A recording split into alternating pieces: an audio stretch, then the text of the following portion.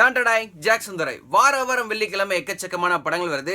அதில் இப்போ இருக்கக்கூடிய டிக்கெட் காசில் எந்த படத்துக்குடா போகிறது, யாராச்சும் ஏதாச்சும் ஒரு படத்தை பார்த்துட்டு நல்லா இருக்குன்னு சொல்லுங்கள், அதுக்கப்புறம் காசை கலெக்ட் பண்ணி நாங்கள் போய் பார்த்துக்குறோம் அப்படின்ற அளவுக்கு மக்கள் முடிவுக்கு வந்திருந்தா கூட இந்த வாரத்தில் வந்திருக்கக்கூடிய மிக முக்கியமான 2 படங்களுமே சூப்பராக இருக்குது. அதில் மீசை முருகு படத்தை பற்றி தான் இப்போ பார்க்க போகிறோம். இளைஞர்களால் இளைஞர்களுக்காகவே டெடிகேட் பண்ண ஒரு படம் அப்படின்னா அது மீசை முருகு சொல்லலாம். அண்ட் சுந்தர் சி இந்த படத்தை ப்ரொடியூஸ் பண்ணியிருக்காரு. சுந்தர் சி தான் ஹிப்ஹாப் தமிழ் ஆதி அப்படின்ற ஒரு மிகப்பெரிய டேலண்ட் வந்து பார்த்தீங்கன்னா தமிழ் சினிமாக்கு இசையமைப்பாளரை அறிமுகப்படுத்தி வச்சார். அதை தொடர்ந்து வந்து பார்த்தீங்கன்னா நிறைய படங்கள் அவர் ஹிட் சாங்ஸ் எல்லாம் கொடுத்துட்டே இருக்காரு. ஸோ இப்படி இருக்கக்கூடிய நேரத்தில் அவரே வந்து பார்த்தீங்கன்னா டிரெக்டராகவும் ஹிப்ஹாப் தமிழாவை அறிமுகப்படுத்துறாங்க. ஸோ படத்தில் வந்து பார்த்தீங்கன்னா எல்லா போர்ஷனுமே கிட்டத்தட்ட இவங்க ஃப்ரெண்ட்ஸ் தான் எல்லா போர்ஷனுமே பண்ணியிருக்கிறாங்க அப்படின்ட்டு நம்மளுக்கு தெரிஞ்ச விஷயம் தான். So songs, musics and screen play, கதை, டைலாக் இப்படின்னு சொல்லிட்டு எல்லா விஷயத்தையுமே வந்து பார்த்தீங்கன்னா ஹிப்ஹாப் தமிழா இவங்க பண்ணியிருக்கிறாங்க. ஸோ படத்தில் வந்து பார்த்தீங்கன்னா பொதுவாகவே ஸ்டார்ஸ் வரும்போது கை தட்டுவாங்க.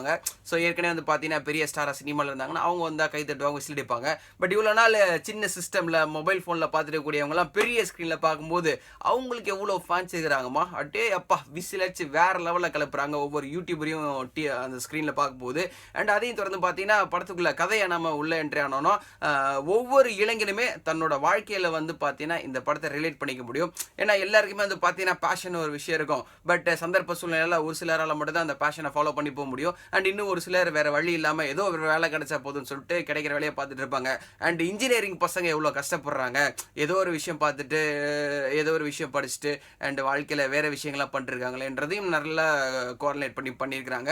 அண்ட் முக்கியமாக வந்து பார்த்தீங்கன்னா ஃபர்ஸ்ட் ஹாஃபில் ஜாலியாக எந்த ஒரு பிரச்சனையும் இல்லாமல் நல்லா போகுது. அண்ட் இதுக்கிடையில் வந்து பார்த்தீங்கன்னா ஒரு லவ் காட்சிகளை வருது. அண்ட் செகண்ட் ஹாஃபில் வந்து பார்த்தீங்கன்னா அப்படியே கொஞ்சம் ஜம்ப் அடித்தா கூட கொஞ்சம் போரெல்லாம் அடிக்கலை, அது பாட்டு டீசெண்டாக ஃபுல்லாகவே போயிடுது.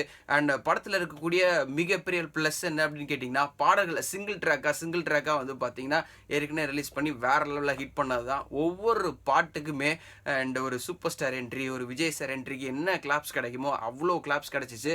அஃப்கோர்ஸ் ஃபுல்லாமே வந்து பார்த்தீங்கன்னா ஒரே யூத்துக்கெலாம் படத்துக்குள்ளே இருந்தாங்க. அண்ட் இதையும் தாண்டி வந்து பார்த்தீங்கன்னா படத்துடைய கதாநாயகி அறிமுகம் நல்லா அழகாக தான் இருக்கிறாங்க. ஸோ அவங்க என்ட்ரிக்கு வந்து பார்த்தீங்கன்னா பயங்கரமான கிளாப்ஸ் அடித்தாங்க. ஸோ இதெல்லாம் ஒரு பக்கம் இருக்கக்கூடிய நேரத்தில் படத்தில் கற்பனை கலந்த உண்மை சம்பவங்களையும் பார்த்தீங்கன்னா ஹிப்ஹாப் தமிழ் ஆதி வச்சிருக்காரு. அஃப்கோர்ஸ் படம் வெற்றி படம் தான். ஹிப்ஹாப் தமிழ் ஆதி டைரக்ஷன்லையும் ஜெயிச்சிட்டாரு. இது ஒரு பக்கம் இருக்கக்கூடிய நேரத்தில் டக்குன்னு வந்து பார்த்தீங்கன்னா என் கார்டில் வந்து என்ன சொல்லுவாங்க அப்படின்னா ஹிப்ஹாப் தமிழ் ஆதி வந்து பார்த்தீங்கன்னா கிளப்ல மொபைல போட்டதுக்கப்புறம் அடுத்து வந்து பார்த்தீங்கன்னா டேரெக்டாக பட சான்ஸ் கிடச்சி அண்ட் ஆம்பளை படத்தின் மூலமாக அறிமுகமாகிற மாதிரி காட்டுவாங்க. ஸோ ஏற்கனவே நம்ம சின்ன வீடியோக்கெலாம் அது மூலமாக இன்டர்நெட்டில் பார்த்துருப்போம், அதை காட்டுவாங்க.